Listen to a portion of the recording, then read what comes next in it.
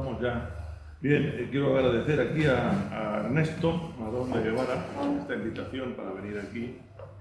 Tengo que decir que para mí siempre es un placer venir a ver a mis amigos alaveses, venir a esta comunidad foral castellana esencialmente, que es Álava, ¿no? Estas disparates euskomaníacos, ¿no?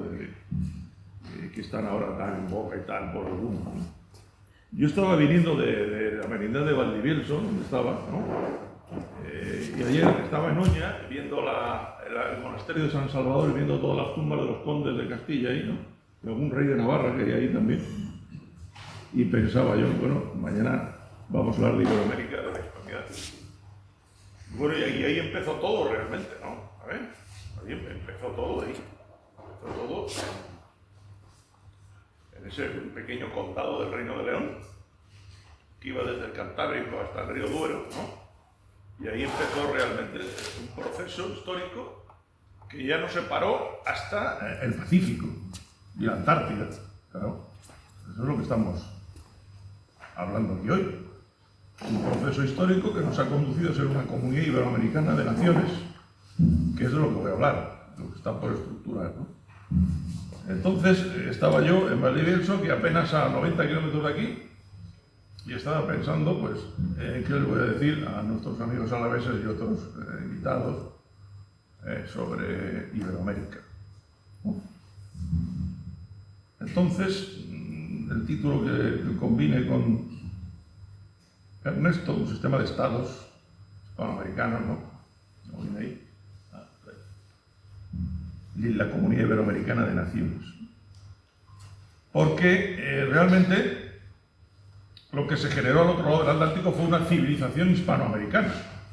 Eso es en mi libro, Comunidad Iberoamericana, formación y destino de una comunidad de naciones, que también lo presenta en Vitoria, estoy presentando varios países americanos, ¿no? Está en México, en Bolivia, voy a ir a Colombia también, pero ir a Chile y Argentina. Realmente la tesis fundamental es que los españoles crearon una civilización hispanoamericana integrada en el territorio del Nuevo Mundo, arraigada, generando nuevos pueblos, ¿no? Nuevos pueblos hispanos. Un desdoblamiento total de lo que era la nacionalidad española, un desdoblamiento total en el Nuevo Mundo. Bastante distinta esta acción histórica de la de otros países como Inglaterra, sobre todo, ¿no? Muchas diferencias, todo eso lo voy destacando, lo voy desarrollando en el libro, para llegar a esa conclusión de que, decir, el destino es crear la patria grande de la que se hablaba ya a principios del siglo XX. Hay una patria grande, una supranacionalidad o una supernacionalidad hispana, ¿no? Que incluye varios estados soberanos, ¿no? Eso es lo que vamos a hablar. Claro, la formación territorial de la América hispana parte de las estructuras e instituciones creadas por los españoles en América. Es decir, primero las ciudades fundadas, eran pequeñas repúblicas comunales o municipales, que es lo que eran realmente, donde los vecinos interactuaban y elegían a las autoridades. Y luego se crea una estructura administrativa, que son los virreinatos, las capitanías generales y las audiencias presidenciales. Este va a ser el origen de las nacionalidades hispanoamericanas. Esta estructura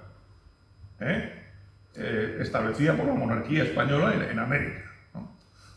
Es decir, vamos a ver, el virreinato de Nueva España se convierte en la República Mexicana, el virreinato de Nueva Granada en la República de Colombia, el del Río de la Plata en la República Argentina, el del Perú es la República del Perú.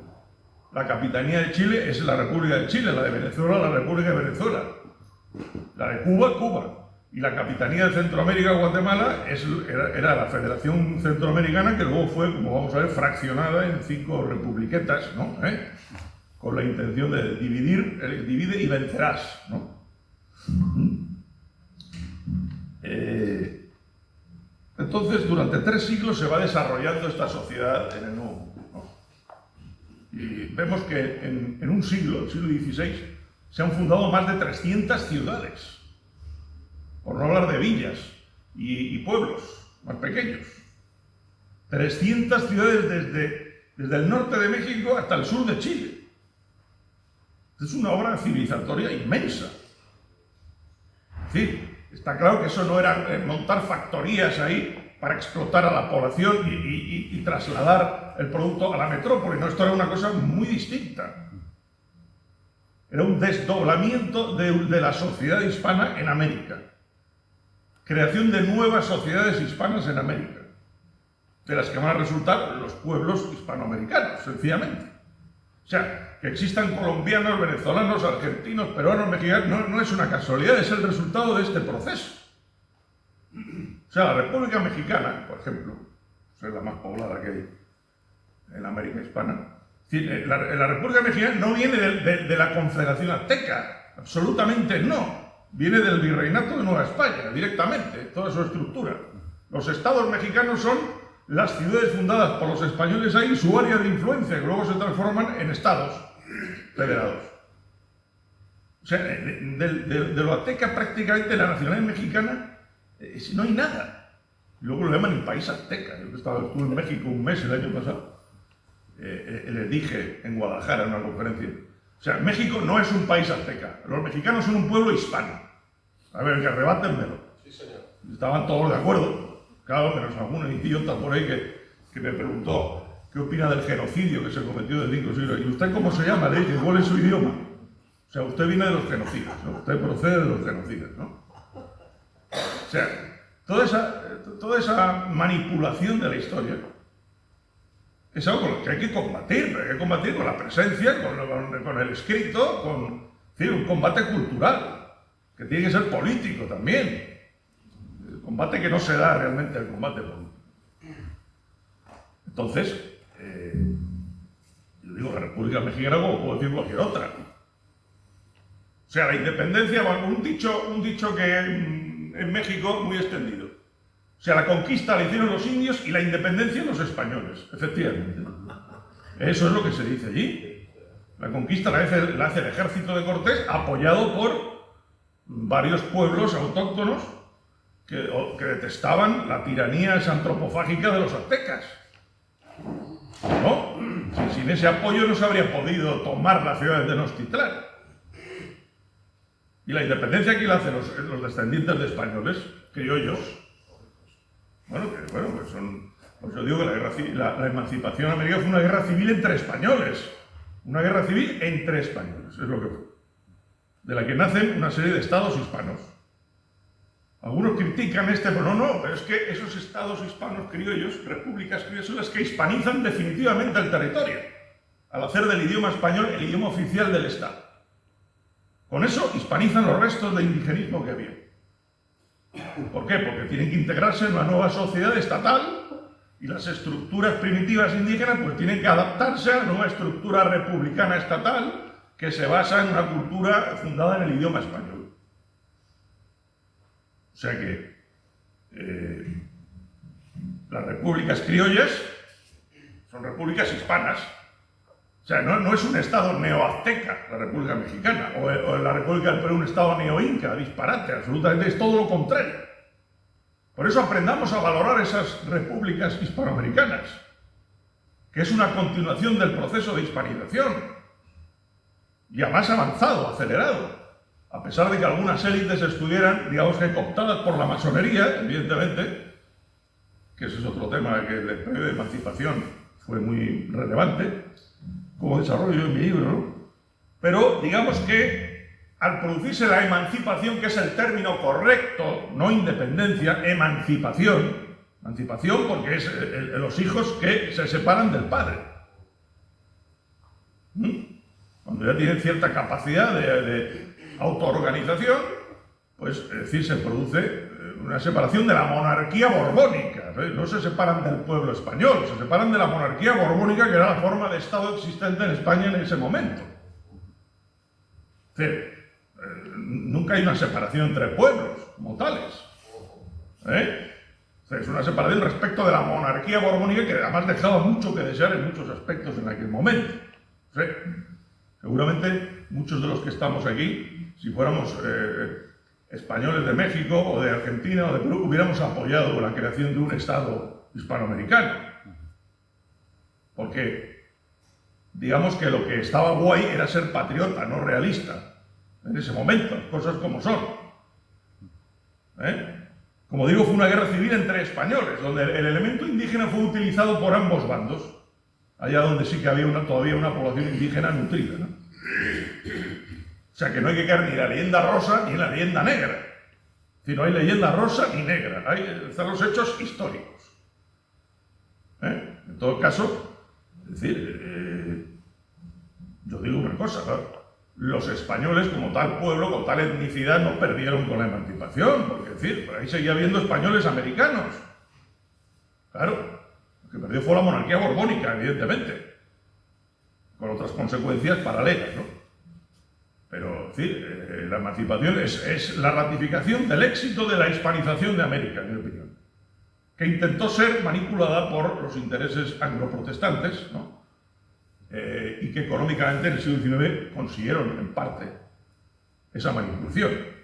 Pero lo profundo del asunto es que esos pueblos hispanoamericanos son definitivamente pueblos hispanoamericanos, definitivamente. No han sido convertidos en pueblos de la anglosfera, por ejemplo, no. Es más, Estados Unidos, cuando intervino en México de una manera repugnante, aprovechando una crisis interna de la República Mexicana, y que decidió quedarse con la mitad norte de la República Mexicana, cuando 20 años antes había firmado un tratado de fronteras, ratificando el tratado Adams-Onís de 1819. Lo violó de manera descarada contra el derecho internacional, contra todo, utilizando pues formas piratescas, como decir, que son las que han utilizado habitualmente en ese mundo. Sencillamente invadiendo, cruzando, apoderándose de Texas y cruzando el río Bravo, invadiendo Monterrey y siguiendo hasta la Ciudad de México, en una guerra de invasión y destructiva, absolutamente impresentable. Aún así, fíjense, en el siglo XXI, desde Texas a California, esos estados, Texas como México, Arizona, California, Nevada, son realmente más hispanoamericanos que angloamericanos, en su esencia. Y la migración mexicana, que tiene todo el derecho a instalarse en esos estados, está produciendo una hispanización demográfica en esa franja que va de Texas a California. Entonces, vemos que el fenómeno de la hispanización de América ha sido profundo y definitivo. Por eso el español es el segundo idioma nativo más hablado del mundo. Porque no es un idioma aprendido por indígenas, no. Es el idioma propio de la mayoría de la población criollo mestiza, que es la que vive ahí. El 80% de la población de la América hispana son criollos y mestizos. Y solo el 7% es población indígena, como tal. Incluyendo al Brasil en Iberoamérica, el concepto de Iberoamérica. O sea que eso es una manipulación. Es decir, el indigenismo como teoría política procede de los Estados Unidos, de universidades estadounidenses, de escritores estadounidenses, sobre todo de la segunda mitad del siglo XIX, que son los que empiezan a hablar de que el español malo y el indio bueno, cuando en el caso de su país es bastante evidente desde el hecho todo lo contrario, ¿no? ¿Por qué? Porque como dice Vasconcelos, célebre escritor político, intelectual mexicano, José Vasconcelos, decía de una manera palmaria, yanquis e indígenas conspiran contra la nacionalidad mexicana, efectivamente. Yo no he visto mejor definida el proceso de usurpación de la mexicanidad que en esa frase de Vasconcelos. Es decir, sobre todo Estados Unidos, los yanquis, que lo que quieren es debilitar la identidad mexicana, que es una identidad en lo más fuerte, claramente hispánica, debilitarla para tener un vecino debilitado, bizcochable y manipulable, básicamente. Esto Vasconcelos se dio cuenta rápidamente y acabó quedando marginado de la vida política mexicana cuando fue ministro de Educación, creó la Universidad Nacional de Ciudad de México, y creó un concepto de Iberoamérica y acabó siendo un hispanista radical.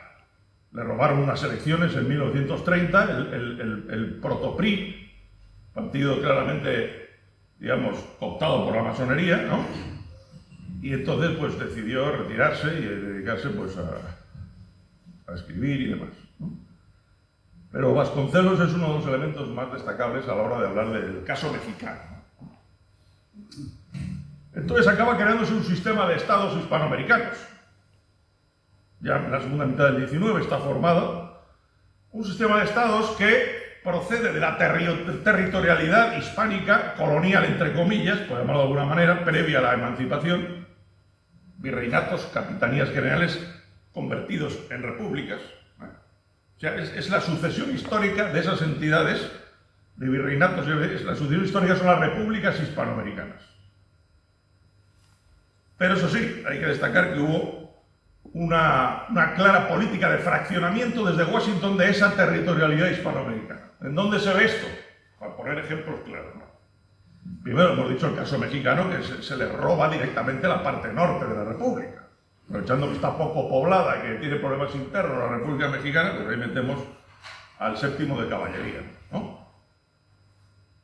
Centroamérica. Centroamérica era una federación, la República Federal de Centroamérica, en 1823, que 15 años después se disuelve en 5 estados, de una manera lamentable. Porque era la capitanía de Guatemala, que luego se convierte en la Federación Centroamericana. Colombia, pues en el caso de Colombia está el robo de Panamá descarado. En Panamá se va a construir un canal y el gobierno estadounidense le dice al Parlamento y al gobierno colombiano: aprueben esta ley para que nosotros seamos los gestores y controladores del proyecto. Respuesta del gobierno y Parlamento colombiano: nanay, de eso nada. ¿Qué hace Estados Unidos? Promueve una guerrilla separatista en Panamá. Consiguen al final apoyar y se produce la secesión de Panamá de Colombia, cuando Panamá fue parte de la República de Colombia desde un principio. Y parte del virreinato de Nueva Granada, claro. Posterior República de Colombia. ¿Qué más? El Río de la Plata, Argentina. ¿Qué pasó ahí? Uruguay. Uruguay era motivo de disputa, lo que es la provincia oriental, así es como se llamaba, del Uruguay, estaba al oriente, al otro lado del río Uruguay, pues es motivo de una disputa entre Brasil y Argentina. Los argentinos ganan porque los uruguayos eran argentinos, Artigas quería una federación argentina, derrotan a los luso-brasileños, y entonces, ¿qué pasa? Que interviene inmediatamente Inglaterra y establece los términos del tratado del que van a hacer la República del Uruguay, cuando los uruguayos nunca habían pedido una República del Uruguay, querían ser una provincia de la Federación Argentina. Pues se crea un estado tapón por el gobierno británico para que Argentina no controle la entrada al Río de la Plata, sencillamente. Algunos uruguayos le llaman Ponsonbilandia, porque el ministro Ponsonby, que es el ministro del rey, el que impone ese tratado a los dos gobiernos, el de Brasil y Argentina. Es una república ficticia, claramente, ¿no? Eso por poner ejemplos de fraccionamiento del territorio hispanoamericano. Yo en el libro hablo de que existen 12 nacionalidades iberoamericanas, según los criterios de los 3 siglos anteriores, ¿no? O sea, sobran 8 por lo menos, las 20 que hay, pero que son ficticias totalmente, ¿no? O sea, las 5 repúblicas centroamericanas deberían ser una, que debería ser la Federación Centroamericana. Panamá con Ecuador ser la Federación Colombiana, junto a donde estaba la audiencia de Santa Fe de Bogotá, que era la capital de todo ese territorio. Y el Paraguay, bueno, el Paraguay tiene una particularidad, que estuve hace 3 años en Paraguay. Paraguay es una nacionalidad hispano-guaraní bastante peculiar. Realmente no es parte de la Argentina, ¿no? Es otra cosa, ¿no? Por lo tanto, existen 12 nacionalidades iberoamericanas salidas de la matriz del Estado español. Todas. Estos estados acceden a la soberanía no porque se rebelan y recuperan una independencia perdida, como decían algunos manipuladores falsos. ¿De qué independencia de qué? Son nuevos pueblos que acceden a la soberanía, digamos, como desarrollo histórico de su hispanización. O sea, no recuperan ninguna independencia perdida ni nada, surgen a la soberanía en el sistema de estados internacional como evolución de las sociedades construidas desde el siglo XVI. Muchos de ellos estados federales, porque el federalismo era la forma modernizada, lógica de lo que pasaba antes. Es decir, en México, que era el virreinato de España, era una sucesión de repúblicas comunales, de ciudades con su área de influencia, que luego se convierte en estados federados mexicanos. Y a eso se le buscó una forma modernizada que se llamó federación. Lo mismo puedo decir de Centroamérica, como he dicho, de Colombia, de Brasil, de Argentina, de Venezuela, salvo quizás Perú y Chile, que eran los estados más centralizados en torno a una ciudad grande, ¿no? Por lo tanto, se crean unas repúblicas donde domina un federalismo presidencialista. El presidencialismo es una elección directa de un jefe de gobierno y de Estado con amplios poderes, que quizás está muy enraizado en la teoría del caudillaje hispánico. No vamos a decir que no, en fin, ahí está el caudillaje hispánico y presidencialismo estadounidense influyen en la creación de ese federalismo presidencialista, que es la forma política propia de las repúblicas hispanoamericanas, que hay que aceptarlas como lo que son. Hay algunos nostálgicos que no, es que esos estados no deben existir, no, vamos, dejémonos de tonterías. Estos estados existen desde hace 2 siglos, 30 años después de los Estados Unidos nacen estas repúblicas, son prácticamente coetáneas, son de las primeras repúblicas que hay en el mundo, ¿eh? Recordemos que Asia y África hasta los años 60 no se convierten en estados tutelados por Europa, no tiene nada que ver, ¿no? África, que pongamos el ejemplo de África e Iberoamérica, no tiene nada que ver. En África hubo un saqueo sistemático, sobre todo por parte de franceses, algún belga por ahí y algunos ingleses, ¿no? Y ahí no se creó ningún pueblo francoafricano, ni angloafricano, ni nada. Saqueo de poblaciones autóctonas, abandono, es decir, estados ahí títeres tutelados por París o por Londres, y así hasta la actualidad. Ya vemos lo que está pasando en gran parte de África, como desprecia la tutela francesa, ya, es decir, prefieren a los rusos incluso, ¿no?, que a los franceses, ¿no? Fíjense en el Sahel, por ejemplo, ¿no? Entonces, yo veo que en el ámbito iberoamericano hay un sentimiento hispanista entre clases, digamos, más o menos cultas o instruidas, tal. Existe ese pensamiento hispanista, que viene de la formación de esas sociedades, ¿no? Como digo, a principios del siglo XX empieza a haber una reacción intelectual en Iberoamérica contra que la injerencia estadounidense que es heredera de la inglesa. Es decir, la apropiación de Cuba que hizo Estados Unidos, manipulando todo el proceso, recordemos el Maine, etcétera, ¿no?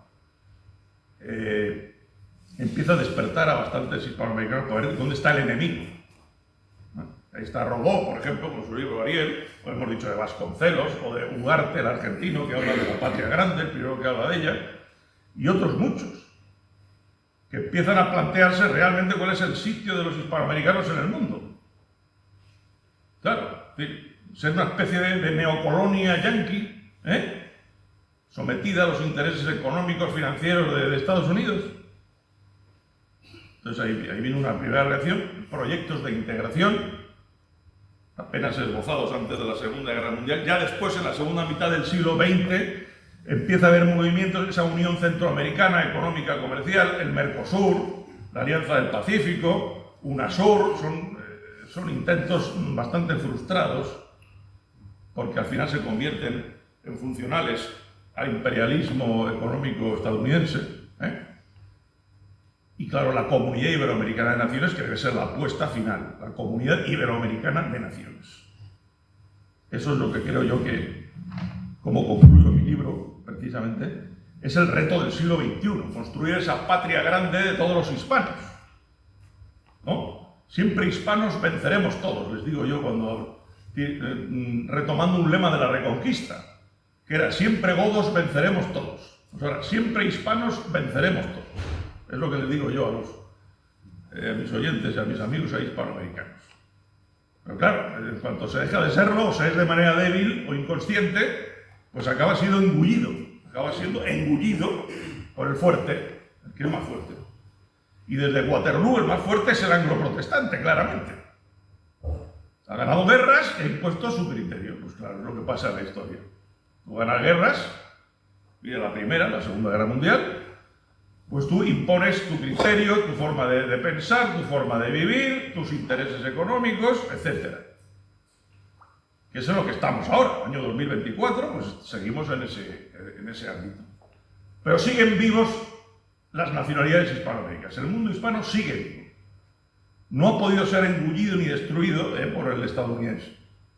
Está ahí, latente, porque ha sido una obra de siglos, muy sólida porque, fíjense lo que es fundar 300 ciudades en un siglo. Eso es un pueblo impresionante. Que es lo que tenemos que reivindicar, un poco más de autoestima de lo que somos, ¿no? Fíjese Castilla, que es el epicentro de la hispanidad, ¿no? Como de un pequeño condado en el norte peninsular va asociando a los otros territorios cristianos y, digamos, parando, derrotando y expulsando por completo al Islam invasor en un proceso de varios siglos. De ahí es donde venimos todos como sociedad, de ahí es donde venimos. Por eso el español es el castellano, lógicamente. Mira, la etnia, es decir, una etnia especialmente preparada para la guerra y para derrotar al invasor, a la superpotencia de la época, que era el Islam, en el siglo 8, 9, 10, 11, el 12. Era la superpotencia del mundo, era el Islam. Hasta que dejó de serlo ya, sobre todo después de las navas de Tolosa. En la península deja de ser ya una amenaza seria y en el mundo en Europa empieza a debilitarse ya la influencia islámica, ya se queda petrificado ese mundo prácticamente en el siglo XIII, ¿no? Y viene el momento del occidente europeo. Y Castilla, unida a Aragón, España, es la vanguardia de ese occidente europeo. Lo demuestra siendo el límite frente al Islam. El Islam es el norteafricano de bereberes arabizados, el Islam turco, y luego incorpora a Occidente el Nuevo Mundo. Es una labor inmensa, ¿no? Producida por nuestros ancestros. Porque nosotros seguimos viniendo directamente de todos aquellos, ¿no? Esperemos que, como dice Ernesto, ese plan Kalergi pues se quede en un plan que está por ver, Yo quiero ser más optimista, es decir, y esa sustitución poblacional es muy compleja y yo me imagino que habrá resistencias aquí, como las ha habido siempre. Fíjense, mucho peor fue el siglo VIII, que se había producido la pérdida de España directamente. El árabe musulmán había ocupado el territorio peninsular. Había impuesto un poder centralizado en Córdoba, un emirato, luego califato, mientras que aquí, por el norte, se empezaba a resistir. Y a resistir con bastante eficacia. Era una situación de absoluta, durante 2 o 3 siglos, de absoluta inferioridad, en todos los sentidos. O sea, no se puede desconectar Reconquista de hispanización de África. Sí, es un proceso continuo, de expansión hacia el sur y luego hacia el otro lado del Atlántico. Claro, hacia el norte de África no podía haber expansión porque aquellos eran territorios imposibles. Isabel la Católica en su testamento había dicho que había que recuperar, no sé, el reino de Fez, no sé qué. Eso era imposible, ¿no? Entonces, el descubrimiento de América enfoca todas las energías, porque claro, España es una energía europea en expansión a finales del siglo XV, claramente. Y el siglo XVI lo demuestra totalmente. O sea que esa identidad hispánica en base a la creación de esa nacionalidad medieval que es Castilla es la que da forma concreta a la hispanidad. Aragón, que es un territorio muy afín, se incorpora, es decir, se une a Castilla en 1479 definitivamente, y se construye la monarquía hispánica, ¿no? O sea, España es una nación hecha contra el Islam, claramente, ¿no? Su origen, o sea, aquí no cabe ni simbiosis ni tonterías, o sea, hay una antibiosis total. Como dice Sánchez Albornoz, habla de la antibiosis. Y nosotros somos hombres libres de Castilla, como me gusta decir eso. Por lo tanto, como hombres libres de Castilla hemos llegado hasta el Pacífico. Hasta que ya empezamos a chocar con el anglosajón, ¿no? De una manera más frontal, sobre todo en el siglo XVIII, ¿no? Y empieza a producirse el ascenso británico. Así es como es la cosa, ¿no? Que culmina con Waterloo. ¿Sí? Cuando Inglaterra gana las guerras napoleónicas, porque las gana Inglaterra, toda la alteración napoleónica brutal durante 15 años que produce el matón corso de Napoleón, ¿no? Que es lo que era un matón corso, como lo han definido,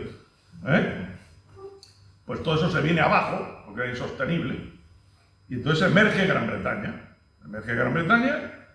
y los 10 años siguientes a Waterloo se dedica en cuerpo y alma en acabar con la unión de los americanos hispanos con la matriz europea y a fraccionar los territorios hispanoamericanos, a evitar que haya confederación hispanoamericana, y lo consigue.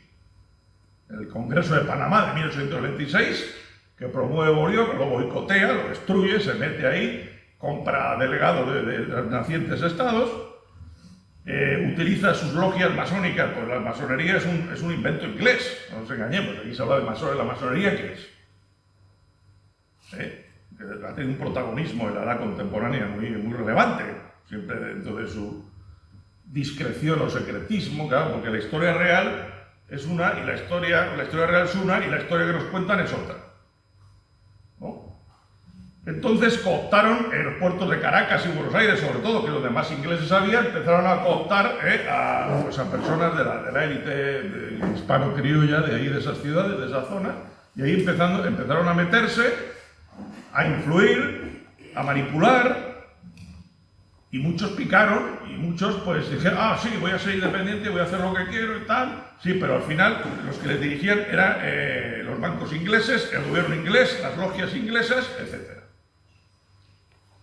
Por ejemplo, Argentina. En Argentina ha pasado, es decir, fue muy turbulenta toda, desde 1810 a 1850, una historia muy turbulenta, precisamente porque había, por un lado, estos afrancesados y masonizados, que eran las dos cosas a la vez, que vivían en el puerto de Buenos Aires, y luego estaban las élites, digamos, locales, hostiles a esa centralización, extranjerización. Por el fondo era un plan de extranjerización, que al final son los federalistas, federales argentinos, son los verdaderamente patriotas, ahí que logran derrotar a los centralistas extranjerizantes del puerto de Buenos Aires. Imponen una constitución federal. Pues ahí es donde el hispanismo está, rebrota y prosigue. En todos los estados hubo resistencias a esa extranjerización, masonización, que se dirigía sobre todo desde Londres, y con aspiraciones francesas de influir sobre el territorio, América Latina, que es un término afrancesado, absurdo, que no hay que utilizarlo en ningún caso, quiere decir América Hispana o Iberoamérica, que es lo propio, incluyendo el Brasil. Aunque vamos, son términos sinónimos, vamos, es decir, Iberoamérica o Hispanoamérica para mí es lo mismo. Es más, cuando Portugal no era otra cosa que un condado del Reino de Castilla y León, Portugal no era más que un condado secesivo del Reino de Castilla y León en su origen, no era otra cosa. O sea que, tema brasileño, es decir, como dice Gilberto Freire, que lo cito en mi libro, también él considera que el Brasil es lo más hispanoamericano de todo. Desarrolla una teoría muy interesante, ¿no?, de cómo los portugueses y los castellanos se unen en el Brasil y que los dos idiomas son intercomprensibles y utilizables sin ningún problema. El español y el portugués son intercomprensibles en un 90%. Son dos lenguas, dos idiomas hispánicos. Hay tres idiomas hispánicos, ¿no?, que son el español, que es el central, el gallego-portugués y el catalán. Son indoeuropeos, románicos, evolucionados por las influencias territoriales de donde nacen, ¿no? El euskera no es un idioma hispánico porque viene de Aquitania, está demostrado, no, es un idioma aquitano. O sea que no, estos euskomaníacos que hablan de la autoctonía del euskera, acordados de Alzheimer cuando decía, llevamos desde el neolítico aquí.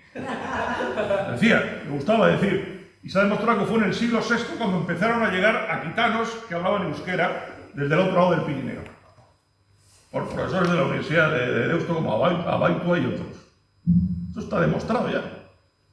Es un idioma ajeno y que vino de manera violenta aquí, con infiltrados francos y aquitanos que llegaron en el siglo VI a la cuenca de Pamplona, y de ahí llegaron a la llanada de Álava, y de ahí se dirigieron hacia los valles vizcaínos y guipuzcoanos. Esto ya muy demostrado. O sea, el idioma de Álava es el castellano, porque el castellano nace en Burgos, este de Cantabria y oeste de Álava. Ahí es donde nace el idioma castellano. Está en la diócesis de Valpuesta, donde están los primeros documentos escritos en romance. O sea, es decir, el idioma propio de Álava es el castellano, que es la evolución latina con un sustrato celtibérico, ¿no?, y es el del que nace el castellano. Toda esta exageración de lo eusco y tal, de la influencia, es que es falso, ni ha influido tanto en el idioma, todo eso es mentira. Esas eran teorías de hace 100 años que están totalmente desmentidas. El español es un idioma que en su origen se llamó castellano porque nació en el territorio condal castellano, ¿no? Que es un idioma neolatino, indoeuropeo, románico, con sustrato principalmente céltico. Está demostrado ya, los plurales, todo. Y luego tiene algunas influencias de otros idiomas muy pequeñas, del gótico, del euskera y tal, y luego, bueno, el vocabulario que viene del árabe, del francés, del italiano, del inglés, tal, pero en esencia es lo que es el español. Que es el idioma románico, el idioma heredero del latín más hablado en el siglo XXI con mucha diferencia, el principal heredero del latín que hay en el mundo en estos momentos. Hablado por 500 millones de nativos hablantes. Y este es un dato importante, ¿no? Es decir, el idioma propio, el idioma nacional de mexicanos, colombianos, peruanos, chilenos, es el español, el idioma propio, no un idioma secundario porque se habla uno propio, autóctono, no, mentira. Es el idioma nacional de esos pueblos hispanoamericanos. Por eso hay 500 millones de nativos hablantes del español, claro.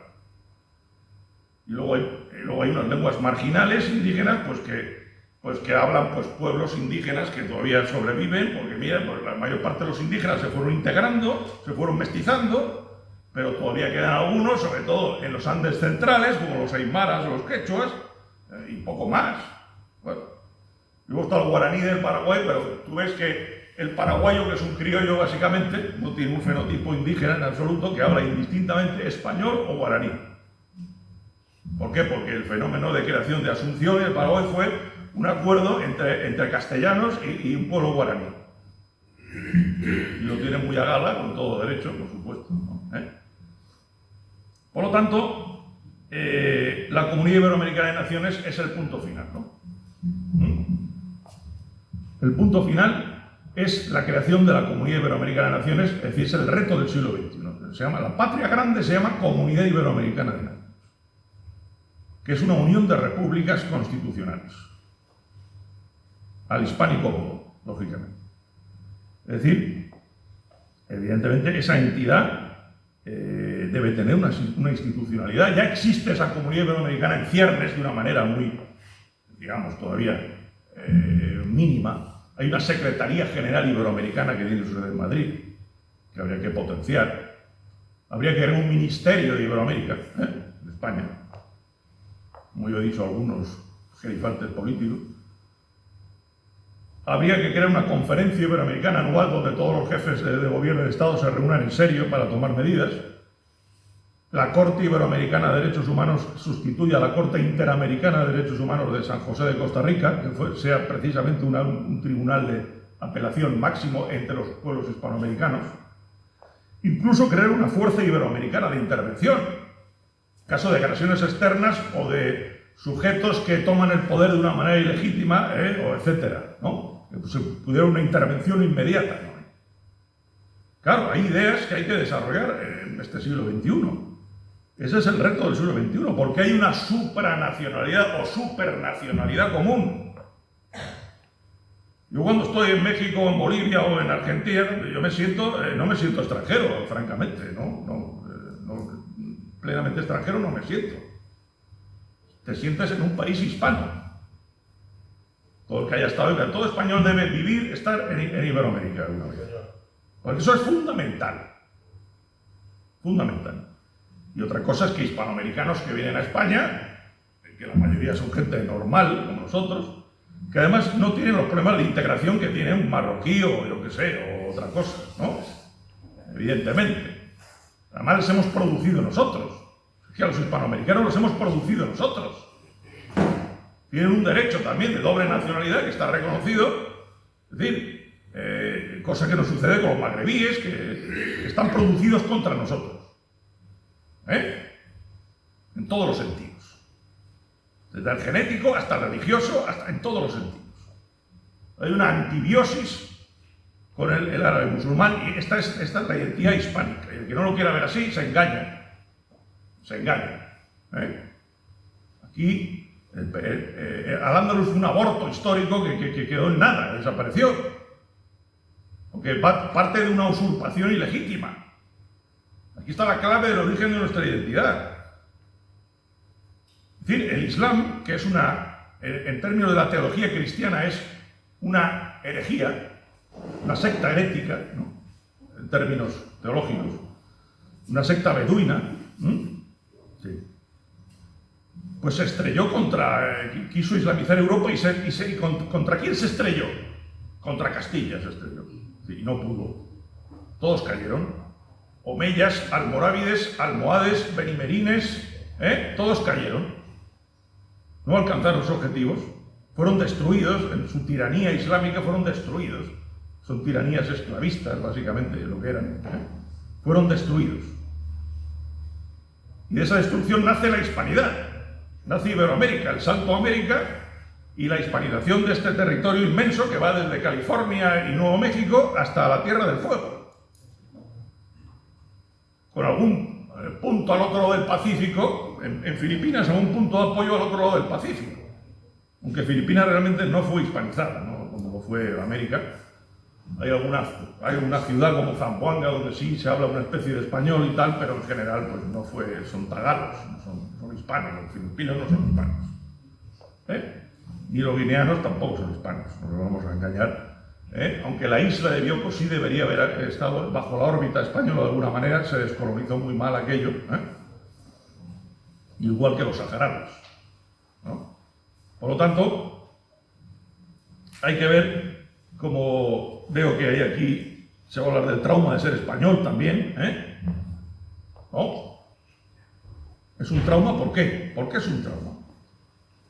Esa es la cuestión. ¿Por qué es un trauma ser español?